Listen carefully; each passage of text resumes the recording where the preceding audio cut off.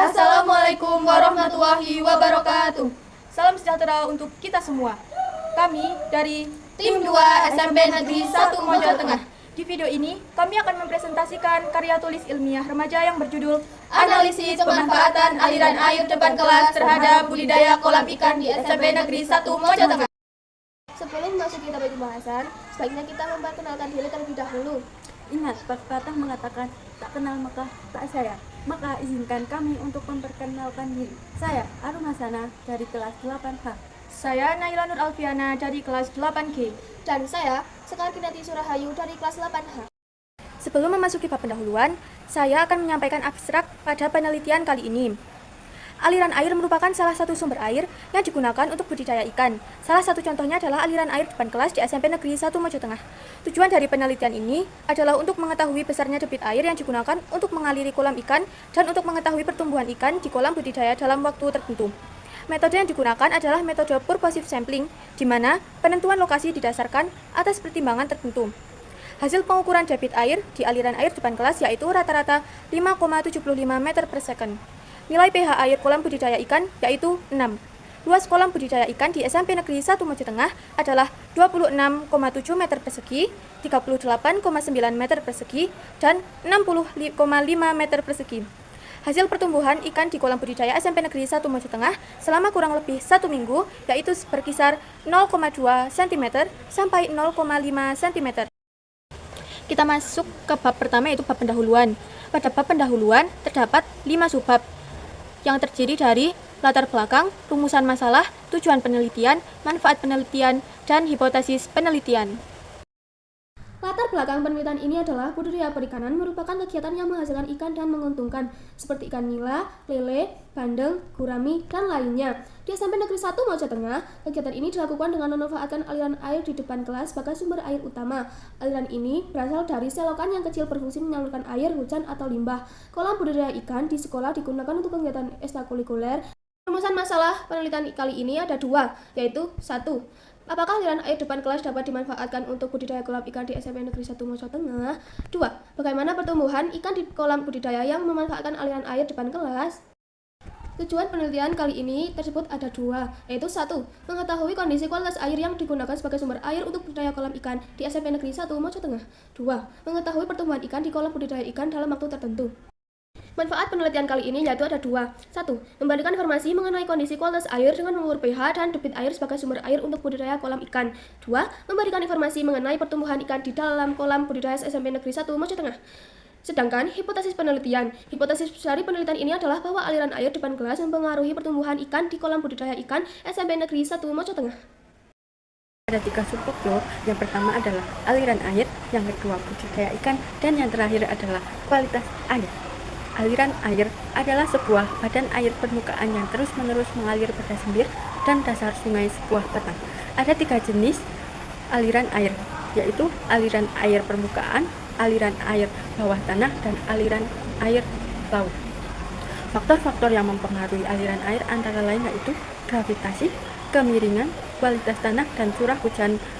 Adapun ciri-ciri aliran air, menurut segi fisik memiliki kecepatan, debit, kedalaman, dan suhu. Menurut segi kimia memiliki pH, kadar oksigen, dan kadar nutrien. Menurut segi biologis memiliki keanekaragaman hayati, jenis ikan, dan jenis tanaman yang berbeda-beda. Yang kedua, budidaya ikan. Budidaya ikan adalah salah satu bentuk budidaya perairan yang khusus membudidayakan ikan di kolam untuk menghasilkan bahan pangan, ikan hias, dan rekreasi atau pemancingan. Dalam budidaya perikanan dibagi menjadi 4 tipe usaha, yaitu budidaya ikan subsistensi, artisanal, spesifik, dan industri. Adapun teknik yang diterapkan untuk pembesaran ikan yaitu sebagai berikut. 1. Sistem bioflok. 2. Sistem aquaponik. 3. Sistem probiotik. Dan yang terakhir adalah teknologi informasi dan komunikasi. 3. Kualitas air. Kualitas air adalah suatu ukuran kondisi air dilihat dari karakter fisik, kimiawi, dan biologisnya. Kualitas air juga menunjukkan ukuran kondisi air relatif terhadap kebutuhan biota air dan manusia. Kualitas air seringkali menjadi ukuran standar terhadap kondisi kesehatan ekosistem air dan kesehatan manusia terhadap air minum. Menurut Peraturan Pemerintah Republik Indonesia Nomor 82 Tahun 2001, Mutu air atau kualitas air diklasifikasikan menjadi 3 kelas yang terdiri dari kelas 1, kelas 2, dan kelas 3.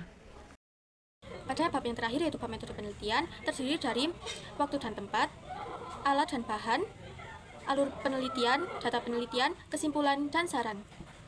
Yang pertama yaitu waktu dan tempat. Penelitian ini dilaksanakan 6 kali pada bulan Maret 2025 di kolam budidaya ikan SMP Negeri 1 Mojo Tengah. Lokasi penelitian dan perhitungan debit air serta pengetesan pH air dilakukan dengan metode purposive sampling, di mana penentuan lokasi didasarkan atas pertimbangan tertentu. Pengukuran parameter kualitas air dilakukan secara in situ antara lain debit air atau pH air. Alat dan bahan yang digunakan pada penelitian kali ini yaitu kertas pH yang digunakan untuk mengukur keasaman air, lalu penggaris atau meteran untuk mengukur panjang ikan dan luas kolam, lalu alat tulis untuk mencatat hasil pengukuran, selanjutnya kamera untuk dokumentasi penelitian, lalu stopwatch untuk mengukur waktu saat mencari debit air, dan yang terakhir yaitu sesar untuk menangkap ikan. Yang ketiga, alur penelitian. Alur penelitian ini dimulai dengan survei awal lingkungan SMP Negeri 1 Mojo Tengah untuk mengetahui potensi budidaya ikan. Dilanjutkan dengan studi pustaka guna memperdalam pemahaman teori. Setelah itu, disusun metode penelitian yang sesuai. Penelitian dilakukan dengan mengumpulkan data primer seperti pH, debit air, dan ukuran ikan. Data kemudian dianalisis secara deskriptif melalui gambaran dan tabel hingga diperoleh hasil dan kesimpulan akhir. Yang keempat, ada data penelitian. Data yang diambil pada penelitian ini berupa data primer, yaitu analisis aliran air depan kelas di SMP Negeri 1 Mojo Tengah dengan mengukur debit air dan pH air. Selain itu juga dilakukan pengukuran luas kolam ikan dan ukuran pertumbuhan ikan. Untuk menghitung debit air, menggunakan rumus Q sama dengan A kali V. Q adalah debit air, A adalah luas penampung air, dan V adalah kecepatan air. Hasil dari rata-rata yang kita lakukan selama 6 hari yaitu 5,75 meter per second. Yang kedua, ada pH air. pH air kolam yang kita ukur selama waktu penelitian hasilnya adalah 6. Yang ketiga adalah luas kolam ikan. Kolam yang diukur berbentuk persegi panjang, maka rumus yang ditentukan yaitu luas sama dengan panjang kali lebar. Luas kolam pertama yaitu 26,733 meter persegi, kolam kedua yaitu 38,976 meter persegi, dan kolam yang ketiga yaitu 60,5 meter persegi. Yang keempat yaitu ukuran pertumbuhan ikan. Pada hari pertama, ukuran ikan yaitu 6,3 cm. Pada hari ke-6, ikan bertumbuh menjadi 6,8 cm. Dari penelitian ini bisa didapatkan dua kesimpulan. Yang pertama, aliran air depan kelas SMP Negeri 1 Mojo Tengah dapat dimanfaatkan untuk budidaya ikan karena kualitas aliran air yang memenuhi syarat untuk pertumbuhan ikan.